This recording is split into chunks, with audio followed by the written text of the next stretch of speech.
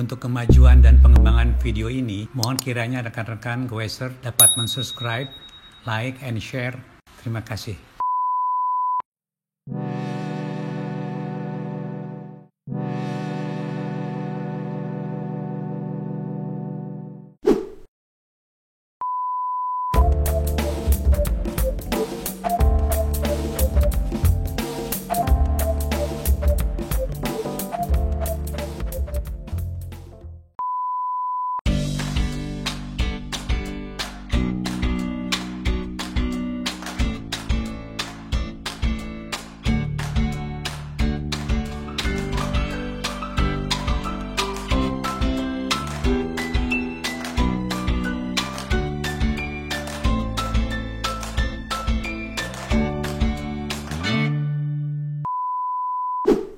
Assalamualaikum warahmatullahi wabarakatuh.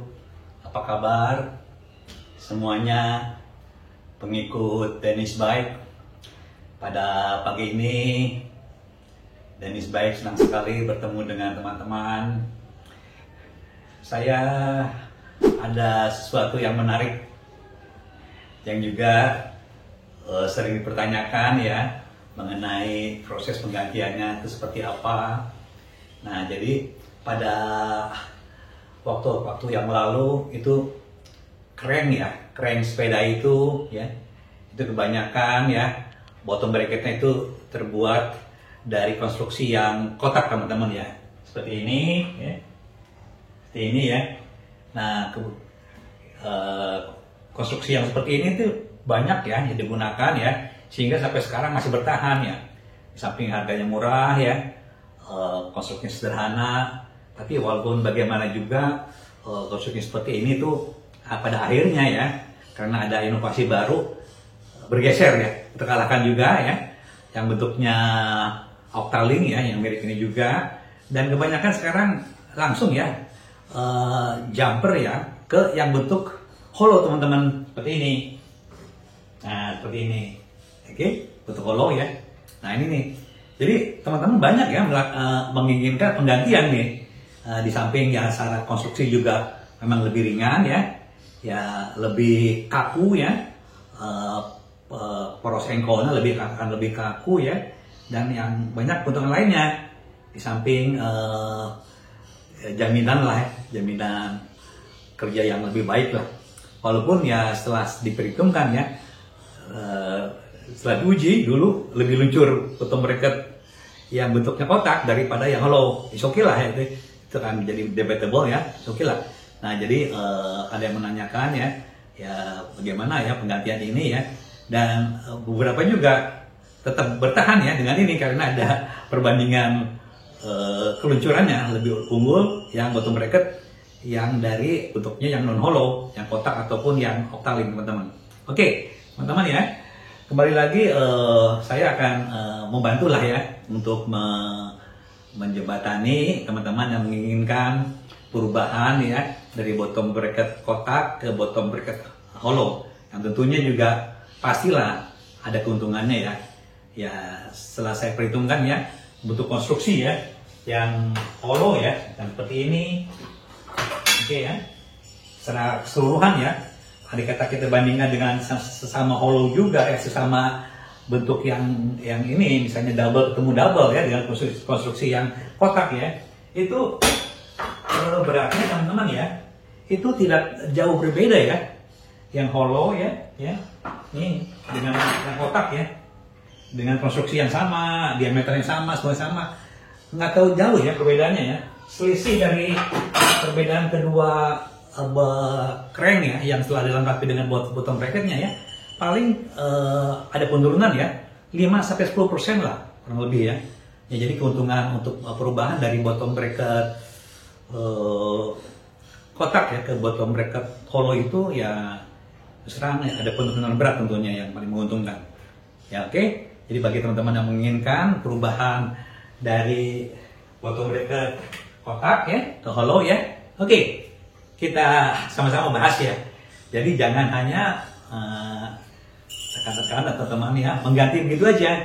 Jadi proses penggantian itu tentunya bukan hanya bobotnya aja ya yang kita konsentrasikan, atau trennya lah, oke lah trennya lah ya. Tapi juga kita harus memperhatikan apa yang kita dapatkan dari perubahan penggantian kotak ya, bottom bracket kotak ke bottom bracket yang hollow. Nah oke, kita bahas ya. Nanti ada sesi prakteknya juga, nanti akan sebentar ini pada kali ini Danis Baik akan menyampaikan suatu bahasan mengenai ini teman-teman, penggantian ya bottom bracket menjadi bottom bracket hollow dengan hasil maksimal. Oke, ini ada dua aspek ya yang kita tinjau ya. Jadi aspek peningkatan performance ya, dan aspek teknis yang perlu diperhatikan dalam penggantian bottom bracket itu. Oke, jadi terus terang ya, barangkali teman-teman yang mengganti ya, itu hanya aspek tertentu aja ya yang mendapatkan, karena tren ya, karena keringanan dan hal yang lain mungkin yang bersifat teknis ya adalah yang pasti yang menguntungkan lah. Tapi apakah teman-teman menyimak atau memperhitungkan ya, apakah itu hanya mengganti begitu aja gitu loh? Padahal ada hal yang bisa ya kita terapkan ya pada saat penggantian itu. Kita juga menginginkan performance sepeda itu meningkat teman-teman. Oke, kita tinjau ya. Jadi aspek peningkatan performance selain menurunkan berat itu apa teman-teman? Nah ini kita harus memilih jenis rem ya, pengganti ya, untuk memperbesar nilai gear range. Nah, jadi penggantian itu ya kita baik bisa dari single kembali ke single ya, atau ke double ataupun ke triple. Begitu juga yang double ya, kita bisa ganti ke single, bahkan ya ke single ke sesama double atau ke triple. Begitu juga yang triple. Nah, ada tren sekarang ke single ya, dari triple jadi single jadi double. Jadi ada banyak kombinasi ya, dari semua itu ya. Tentunya ya ini harus kita perhitungkan ya.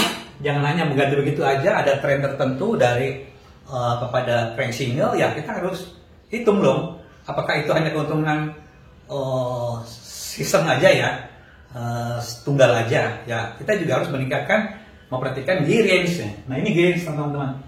Gear range ini harus terus meningkat teman-teman. Gear range itu ya dihitung dari gear ratio teman-teman ya. Nanti kata kita memiliki gear ratio ya. Gear ratio high speed itu ya, gear chainring besar ketemu dengan dibagi dengan chainring kaset kecil. Nah untuk yang uphill chainring kecil ya, ini yang kecil ya, dibagi dengan kaset yang besar, itulah gear ratio ya. Nah gear range itu perbandingan antara gear ratio high speed ya, yang besar ketemu dengan yang kecil ini dengan uphill. Nah itulah, jadi total bagaimana gear ratio itu dari mulai yang tercepat ya ke yang paling lambat gitu loh. Dari gear ratio high speed dibagi dengan gear ratio uphill. Oke ya, jelas ya, nanti kita hitung. Nah jadi kita harus memperbesar ini. Oke. Nah kemudian menentukan ukuran chainring ya untuk mendapatkan gear ratio uphill dan high speed yang diinginkan. Nah ini, jadi kita harus hitung perubahan dari chainring tertentu ya yang sebelumnya ya. Kita harus hitung chainring baru itu ya. Karena apa teman-teman? Pada saat kita mengganti ya dari bottom bracket kotak ke bottom bracket hollow ya, ini ya, kita tidak mau tidak ya harus mengganti crank. Nah, kenapa dalam penggantian crank ini kita harus hati-hati? Mengapa kita tidak memperhatikan atau tidak membiarkan begitu aja pemilihannya? Tentunya kita harus hitung kembali teman-teman supaya mendapatkan suatu hasil penggantian yang maksimal. Yaitu tadi kita harus menghitung giginya gitu loh. Nah, kita harus menghitung berapa gear ratio sebelumnya ya. Nah, ya. Dan gimana gear ratio setelahnya. Nah, jadi kalau kita memberikan suatu sasaran ya, kita harus menghitung gear ratio uphill dan high speed yang diinginkan ini. Uphill ya, gear ratio uphill dan high speed. Nah, ini kita harus hitung nih. Berapa? Contohnya ya, ini. Itu kita menginginkan suatu sepeda ya, ini agak ringan pada tanjakan ekstrim, gradien 24 derajat. Nah ini mungkin ini contohnya MTB lah atau sepeda touring yang ekstrim ya, bisa 24 derajat. Nah untuk 24 derajat itu butuh gear ratio uphill yang maksimal 0,5 nih. Nah nilai 0,5 ini didapat dari tabel gear ratio uphill ya versus gradien tanjakan. Ini telah saya sampaikan ini di berbagai video, ini banyak nih tabelnya udah bertebaran teman-teman ya, bisa melihat. Jadi untuk mendapatkan gear ratio 24% ini dibutuhkan suatu untuk gradien 24% ini dibutuhkan suatu gear ratio uphill yang 0,5. Nah ini 0,5 itu ya kita harus hitung gitu. Jadi karena kita tidak memperhatikan kaset ini ya, kita tidak mengganti kaset, kita hanya mengganti rem. Nah kita harus hitung chainringnya. Nah ukuran chainringnya ini ya dibandingkan dengan kasetnya ini ya, ini yang sudah ada yang tidak kita ganti, ukurannya harus memenuhi target atau rencana kita gitu loh, untuk mendapatkan suatu kemampuan uphill ya dengan gradien 24% ini. Jadi 0,5 teman-teman. Artinya besarnya dari ini ya kaset ya yang udah jelas ini ya dibandingkan dengan yang chainring kecil, ini harus setengahnya teman-teman. Andai kata ini besarnya 40, ini harus 20. Ini andai kata ini 42 atau 44, ininya ya setengahnya gitu loh kan. 0,5. Oke, dibagi 2. Oke. Nah, kemudian ini kita juga selain uphill kita menghitung kecepatan sepeda teman-teman. Nah, kecepatan sepeda yang diinginkan pada jalan datar ini harus bisa mencapai 35 km per jam ini. Dan ini cukup cepat ini. Nah, gimana? Nah ini pada goesan normal 60 rpm. Ini ya yang di crank ini satu putaran atau satu putaran per detik. Nah jadi gear ratio high speed yang dibutuhkan itu ya dibagi aja teman-teman. Jadi nilai ini 35 ya. Nah ini km per jam ini dibagi dengan 7,8 ini. 7,8 itu adalah konversi gear ratio dibagi ke kilometer per jam. Jadi 35 km per jam dibagi 7,8 dapatnya 4,48. Jadi perbandingan gear ratio high speed ini antara gigi yang besar ya, dibandingkan gigi yang kecil ini harus kaset yang kecil ini harus 4,8. Ini chainring ini dibagi dengan gigi kaset terkecil ini. Oke, jelas ya. Nah, kemudian ya ini. Nah, jadi kemudian kita cek teman-teman, mengecek peningkatan performance sepeda dengan grafik gear range ini. Jadi gimana pun juga komposisi antara gear ratio uphill ya dengan gear ratio high speed ini ya. Nah kalau jalan cepat ini ya, itu harus meningkat teman-teman. Nih uphill dan high speed ya harus meningkat. Nah gimana caranya?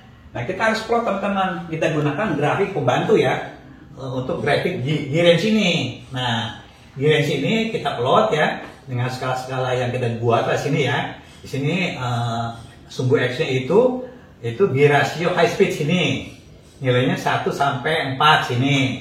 Yang untuk sumbu E-nya ini gear ratio uphill. Nah ini uphill nilainya dari nilai 1 lah ya, 1 sampai 0,5 ini. Nah ini kita komposisi gear ratio yang crank lama ya, kita harus plot teman-teman di mana adanya. Nah nanti ini suatu contoh aja teman-teman ya. Kita yang lama itu saya menggunakan crank tertentu ya dengan gear ratio tertentu ini. Nah untuk gear ratio high speednya ini 4,18 sebelumnya nih ini. Nah contohnya ini teman-teman nih. Gear ratio ini yang saya gunakan yang akan saya ganti chainringnya ini kan. Ini chainringnya lebih kecil ya. Dengan bottom bracket yang kotak ini akan kita tingkatkan ini. Nah, baik yang chainring besar ataupun yang chainring kecil triple ini ya. Nah, nilainya ini. Untuk yang high speed ini nilainya 4,18 untuk high speednya ya. Atau high speednya ini. Dan untuk kecepatan rendah atau uphill-nya nilainya 0,6 ini. Ini untuk uphill-nya ini. Nah, penggantian itu jangan menujunya itu ke arah sini. Ya. Harus ke arah sana gitu loh. Arah peningkatan itu harus ke sana. Nah, jadi untuk peningkatan sebagai syarat yang pertama contoh ini ya, oke. Ini kondisinya seperti ini. Nih, ini mencapai gear ratio high speednya 4,36 ini. Dan untuk uphill-nya 0,5. Ini meningkat ke sana. Jadi penggantian yang lama ini ya, grafik yang lama ini itu bergeser ke arah sana ini, ke arah sana ini. Nah ini meningkat. Kalau nyatanya grafik yang lama itu seperti itu, nah kemudian crank yang baru untuk malah ke bawah atau ke sini ya, bisa juga ke sini ya, cross ke sini ya, itu ada kerugian teman-teman. Terserah, tergantung ya. Kalau menginginkan dua-duanya naik ya seperti ini. Kalau menginginkan hanya berubah ya, artinya high speednya bertambah ya, tapi low speed atau uphill-nya berkurang, itu seperti ini grafiknya ke arah sana. Nah, seperti itu grafiknya ya. Kalau kita menginginkan high speed-nya menurun ya, ke sini ya. Nah, seperti itu ya, ke sini. Uphill-nya menaik seperti ini grafiknya, dari sini ke sini. Nah, arah sini, yang cross ke sini. Tapi baiknya kalau peningkatan itu dua-duanya harus naik teman-teman. Baik ini high speednya maupun untuk uphill-nya. Nah ini arahnya ke sini. Nah ini dapatkan peningkatan dari G ratio 1 ke G ratio 2 dengan peningkatan high speednya ini ya, untuk G ratio-nya. Nah untuk uphill-nya ini. Kemudian untuk yang G range pertamanya itu ini teman-teman. Jadi ada peningkatan lah, ini durations. Oke teman-teman ya. Nah jadi kita bisa memplot ya grafik ini ya. Ada kata nilai ini ya, nilai ini ya. High speed dibagi dengan uphill ini ya. Itu nilainya setelah dikali dengan 100% nilainya lebih dari kurang dari 400% ya. Ini performance sepeda itu rendah teman-teman. Di antara 400 ke 600 ini medium. Di atas 600 ini performance tinggi. Oke, nah ini teman-teman, seperti yang telah saya contohkan ini ya, kita akan mengganti bottom bracket ini triple ya. Nah, sini kembali ke triple ini, nih sama triple. Teman-teman bisa juga ada kata di sini single, bisa ke double, ke triple, ke double, ke semua double atau triple. Umumnya penggantian bottom bracket yang ini, yang bentuknya dari triple ke double ke bawahnya, misalnya triple ke double, biasanya tuh gear range ini menurun teman-teman. Jadi kita kalau ingin meningkatkan ya dari double ke triple ya, atau dari single ke double gitu loh, meningkat gitu loh. Tapi kalau menurun dari double ke dari triple ke double itu masih mendingan teman-teman, bisa dikejar dengan rasio yang lebih tinggi. Kalau dari double ke single itu agak menurun teman-teman. Biasanya kalau apalagi dari triple ke single itu lebih menurun lagi, nggak akan bisa tercapai ini. Oke ya. Kemudian sebelum kita praktek ya, nah ini jadi apa yang perlu kita perhatikan? Nah yang perlu diperhatikan. Jadi ukuran bottom bracket ini teman-teman ya, nih yang kotak ini ya, itu ya harus sama dengan bottom bracket penggantinya ini. Nih harus sama ukurannya. Dari mana? Dari bottom bracket shell-nya ini. Nah, lebarnya ini teman-teman. Nah, lebarnya ini ya. Kita ukur ya.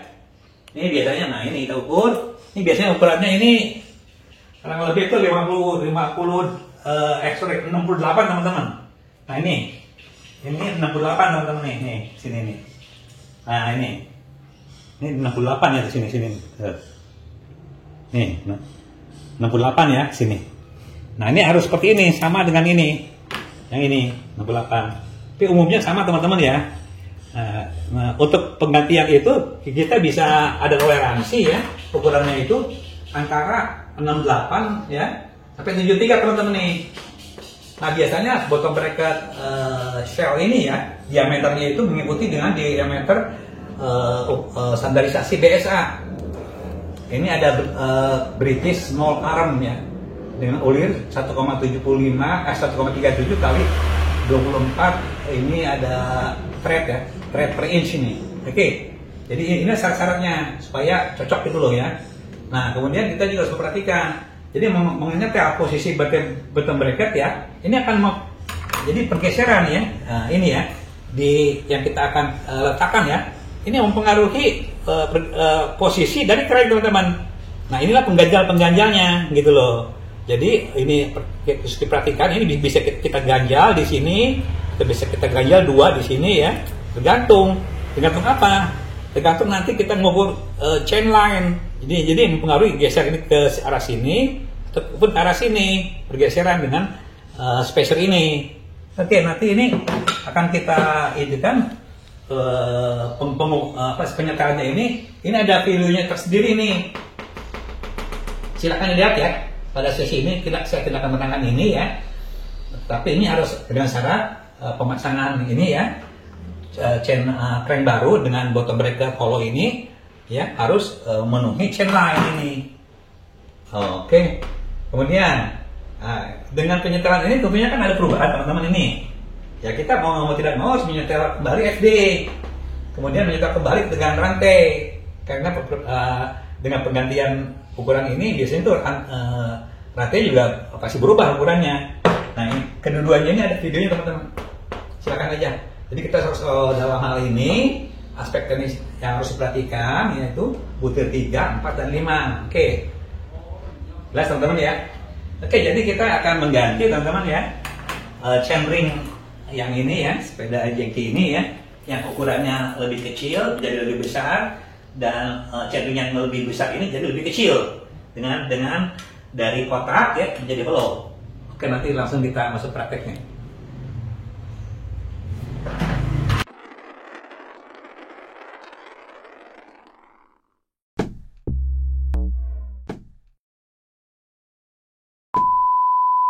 Oke, teman-teman, sebelum masuk ke praktek ya, saya ingatkan kembali ya, agar teman-teman memperhatikanlah ya penggantian crank dari yang kotak ya ke crank yang ini ya. Itu tidak hanya dari hal-hal yang apa ya, yang non teknis ya, hal teknis lah ya. Kita bisa memanfaatkan sebesar-besarnya dengan cara ini teman-teman menghitung gear ratio ya, menghitung gear ratio ini ya, kita dapatkan gear range ya. Nah, ini udah setelah saya hitung ya, ada peningkatan gear range ini ya, dari 696% menjadi 872%. Ini udah cukup tinggi teman-teman nih, ini di atas 600. Jadi performance tinggi, tambah lagi ke tinggi, tambah lagi, ini lebih tinggi lagi. Oke, ini bagus teman-teman.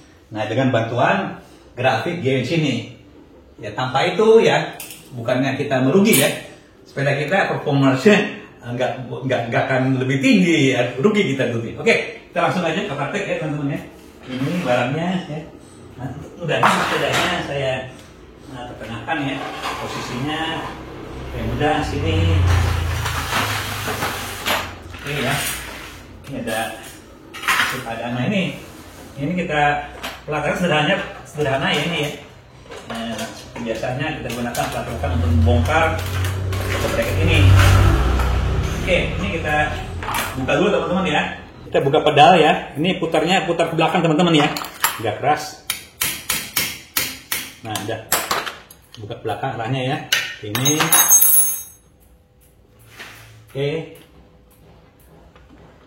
Oke, yang sebelah lagi teman-teman. Ini untuk yang sebelah kiri sepeda, putarnya ke arah belakang sepeda ya. Oke, ini. Ini alat putaran hati-hati teman-teman. Jangan terbalik ya. Untuk pembuka itu semuanya kiri dan kanan itu ke belakang sepeda ya. Ke belakang sepeda. Kemudian kita akan membuka cranknya ini ya. Ini ada tutup plastiknya ya. Oke. Plastiknya ini menggunakan ini teman-teman ya. Kunci shock ya. Kunci shock nomor ini ya, nomor 14 nih ya. Oke, kita buka aja ini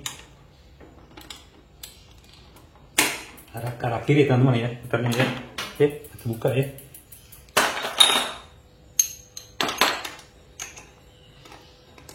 Oke, untuk yang sebelah kiri juga sama ya, kita gunakan kunci shock ya. Ini putarnya putar kiri teman-teman. Itu ya, putar kiri. Nah, kita dengan mudah membuka baut pengikatnya seperti itu.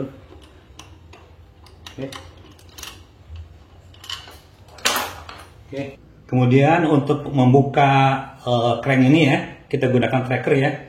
Saya masukkan baut ke dalam ya, supaya mudah membukanya. Oke, kita masukkan ininya. Ini posisinya harus betul-betul masuk ke dalam ya, karena akan tertarik ya. Oke, kita putar kanan aja dengan kunci Inggris. Oke, kayak dia putar ke dalam. Oke, terbuka teman-teman ya. Nah, ini ya, Nanti kita akan langsung kita ganti ya. Kemudian ya kita buka lagi sebelahnya teman-teman ya. Untuk yang sebelah kiri ya, lakukan dengan cara yang sama ya. Masukkan ininya dalam ya. Nah ini harus betul-betul masuk ke dalam teman-teman ya, supaya ininya tertahan dengan kuat. Kita buka, putar kanan. Nah, ini seperti ini. Oke. Nah ini udah terbuka teman-teman ya. Nah ini langsung aja ya, kita buka dengan menggunakan kunci bottom bracket yang seperti ini teman-teman ya. Karena ini memang kondisinya ya pengikat airnya di sini. Kita buka ini teman-teman ya. Nah buka ini putarannya putar kiri teman-teman ini ya. Putar kiri bukanya ya. Ini karena kelihatannya agak mudah bukanya ini ya. Nggak usah pakai penahan ya. Kita putar kiri aja teman-teman. Nah seperti itu ya. Nah ini sudah terbuka ya. Kiri sampai ini benar-benar terbuka. Oke. Nah itu. Oke. Nah buka ya. Kemudian kita kanan teman-teman. Nah sisi kanan juga sama. Untuk bottom bracket yang sisi kanan ini ya, ini membukanya tuh putar kanan teman-teman seperti ini.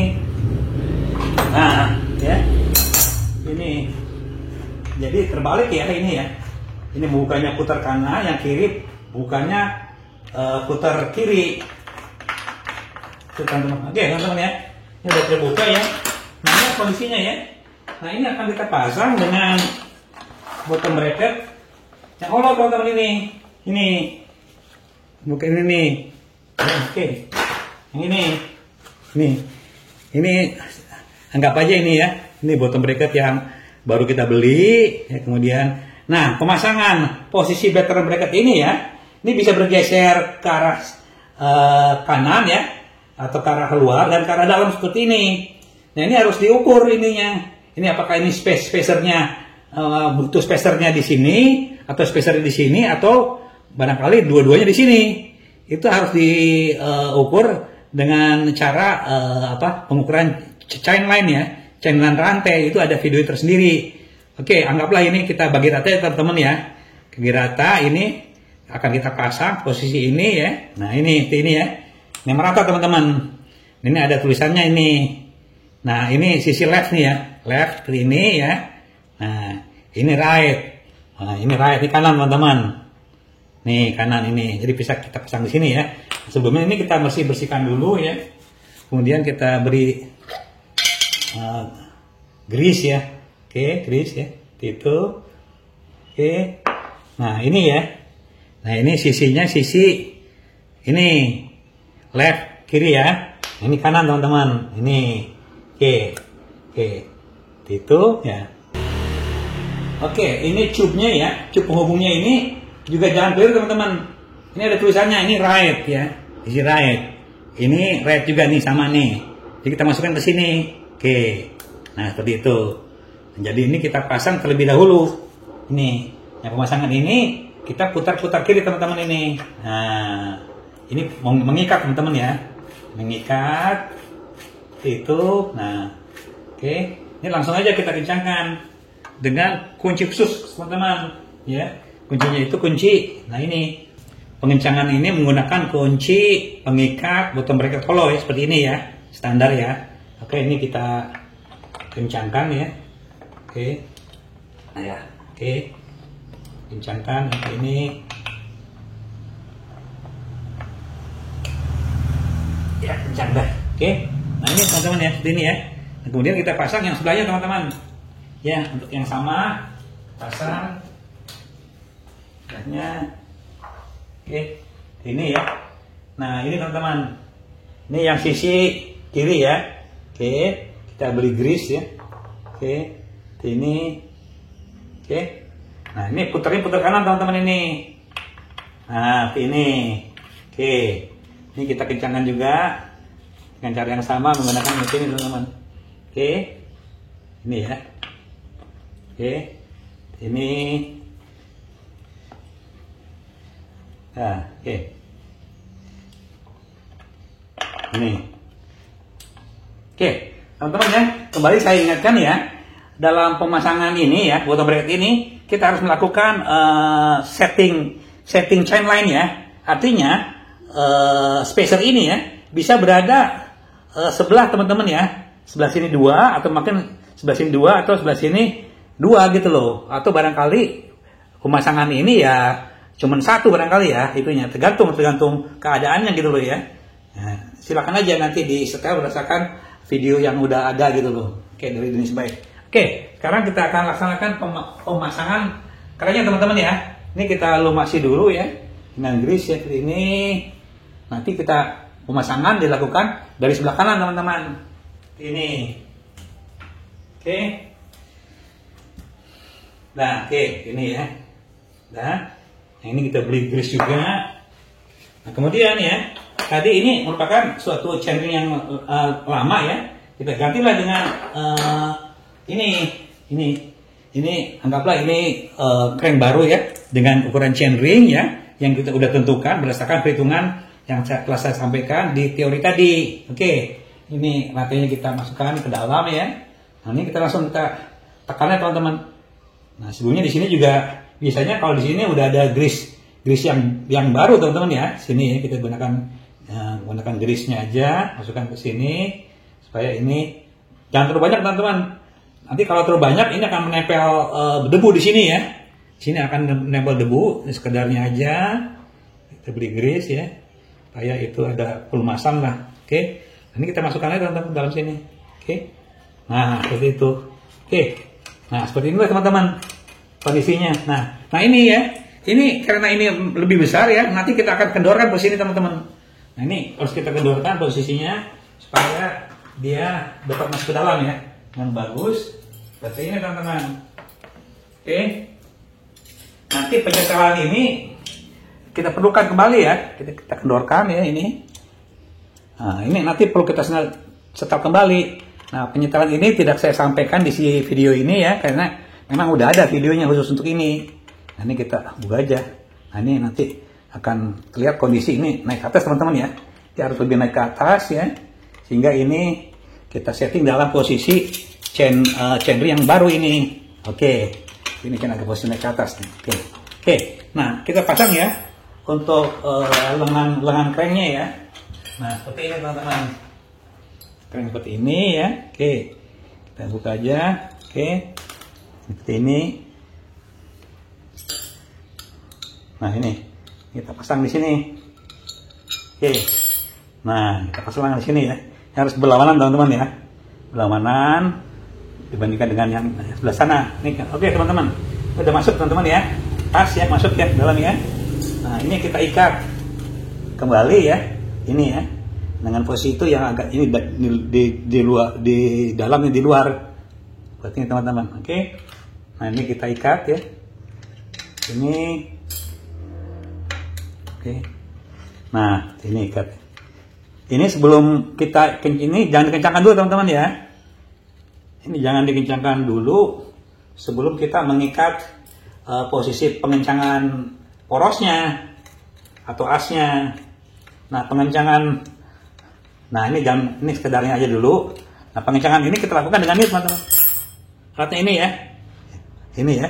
Nah, ini ada plastiknya ya, plastik yang dalam sana ya. Nah, ini kita pasang teman-teman.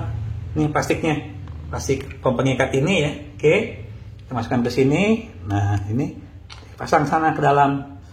Ini, ya ini harus kita kencangkan teman-teman ya, kencangkan ya, agar posisi ini tuh menekan ke dalam ya, ke dalam. Tapi dengan putaran yang sedang-sedang aja teman-teman ya. Nah udah oke ya. Jangan terlalu keras, sedang-sedang aja.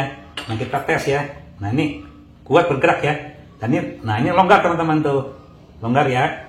Tuh. Jadi ini jangan terlalu keras penekanannya. Nah, kalau udah ini kita sekedarnya aja, ini bisa kita kencangkan ini. Nah, ini pengencangan ini juga bergiliran ya, jangan satu aja. Supaya pengencangan ini bisa merata. Nah, ini ada dua sisi ya.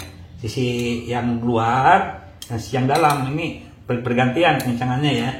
Nah, seperti itu. Oke, nah, cukup ya, teman ya. Oke, nah langsung ya. Ini kita bisa pasang pedal ya. Pedalnya bisa dipasang ya.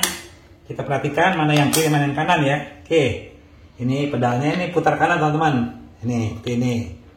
Oke, nah ini putar kanan. Untuk pedal yang putar ke arah depan ya, ke arah depan sepeda. Putar kiri teman-teman ya. Untuk yang kiri ya. Sebaliknya yang kanan juga putarnya ke arah depan. Oke, ini kita kencangkan ya teman-teman ya. Kencangkan ke arah depan ya. Oke. Kemudian yang sebelahnya lagi kita pasang. Ini sama ya. Kita putarnya yang kanan itu juga ke arah depan. Pengencangan ke arah depan ini. Putar ke arah depan. Ini hati-hati, terutama pada saat membuka teman-teman. Pada saat mengencangkan tidak masalah ya. Kalau membuka ini, bukanya ke arah belakang. Yang kiri juga ke arah belakang. Jadi pengencangan itu ke arah depan sepeda. Nah, oke. Kencangkan. Udah. Oke teman-teman. udah luncur ya tuh. Balik lagi. Nah. Tapi dari pengujian ya ini ya agak lebih itu ya. Lebih luncur yang kotak teman-teman ya. Lebih luncur yang kotak ini. Dari pengujian ya. Bandingkan yang ini. Oke lah. Jika kita menginginkan ya tentunya kita akan harus mendapatkan suatu keuntungan dari penggantian ini, yaitu dengan cara menghitung ya gear range dan gear ratio ini. Oke teman-teman, prosesnya ya udah selesai ya. Saya sampai keringetan karena panas cuacanya, sudah menjelang siang teman-teman ya. Saya sudah menyelesaikan ya gimana cara mengganti untuk mendapatkan suatu hasil yang maksimal. Kita mengganti suatu kondisi bottom bracket atau yang ini ya, yang jenis ini ya, kotak ya, jenis kotak ini ya, kotak ya, dengan memperhatikan gear ratio dan gear range-nya ya ke kondisi. Nah ini pilihan ya, bisa double, single atau triple ya untuk bottom bracket yang ini hollow. Biasanya umumnya hollow tuh istilahnya HT2 lah dari Shimano ya. Jadi teknologi HT ya, hollow teknologi ya. Oke. Teman-teman, terima kasih banyak ya. Pada kesempatan ini saya ada sesuatu yang mengganjal ya, saya sampaikan. Saya juga menginginkan semua teman-teman dapatkan suatu hasil lah. Tidak aja begitu mengganti aja untuk mereka kotak menjadi hollow. Tentunya kita harus mendapatkan suatu manfaat dari proses penggantian ini. Dan sebaik mengucapkan terima kasih banyak. Mudah-mudahan teman-teman semua sehat ya dan bisa bergembira bersepeda. Saya ucapkan Assalamualaikum warahmatullahi wabarakatuh.